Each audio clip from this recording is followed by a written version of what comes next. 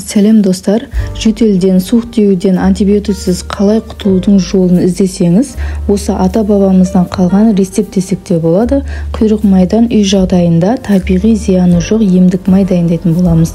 Мен негізі өз балама жасаған болатын, результатына өзім таң қалдым. Бір күнде жөтелі кетті десем де болады. Түнде ысытып бір қасық бердім, одан кейін ештеңе ішкен жоқ, жеген жоқ, ұйықтады. Азанға дейін таппа басылды, қойды. Жалпы бұл майдың ағзаға зияны жоқ, табиғи өнім болғандықтан өте пайдалы. Еңбектеген баладан еңкейген қартқа дейін қолдануға болады. Бұл майды дайындап күнделікті сары майдың орнына дастарханыңызға қойып қойсаңыз, суық тиюден, жөтелден алысырақ боласыз. Бізге 3 қана зат керек болады: қойдың құйрық майы, күйдірілген сары май, әсел. Барлығы табиғи өнім болған дұрыс, қолдікі болған дұрыс. Үшеуінің де өлшемі бірдей болады.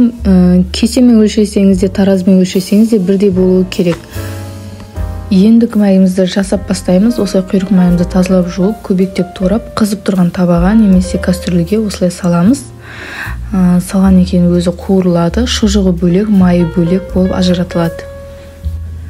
Осылай шұжығын сетадан сүзіп алсаңыздар болады. Оның өзі нанға батырып жесе, оның өзі пайдалы болады. Енді күйдірілген сары майды да ысытып, құйрық майдың үстіне құятын боламыз.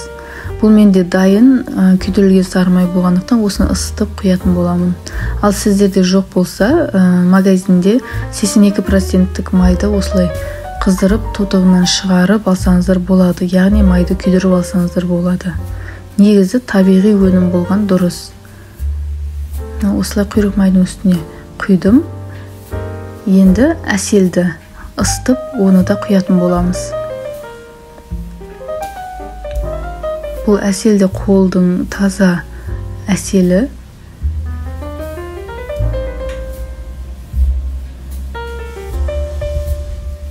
Осылай қыздырып аламыз. Жаңа құйған 2 майдың үстіне бұны да құйып араластырамыз. Осылай бір келке етіп араластырып қойып қоямыз. Бұл осы тостақта суу керек, кішкене тоңбай тұрып, өзіңізге ыңғайлы бір ыдысқа құйып аласыз. Бұл май негізінен тоңады. Егер жөтел мазалайтын болса, осыдан бір қасық алып, ысытып, азанда кешке берсеңіз, жөтелі таппа қояды. Әсіресе жатар уақытқа ұйықтардан алдын берсеңіз, одан кейін ештеңе жемесе, жақсы әсер болады. Ем болсын. Қазір міне тоңған түрін көрсетем. Міне осылай тоңады. Осылай дастарханға күнделікті қойып қойсаңыз, нанға батырып, балдардың өзі, үлкен кісілердің өзі жеп қояды. Өте пайдалы. Чай магазинінің майынан осыны қолданысты жүргендеріңіз дұрыс.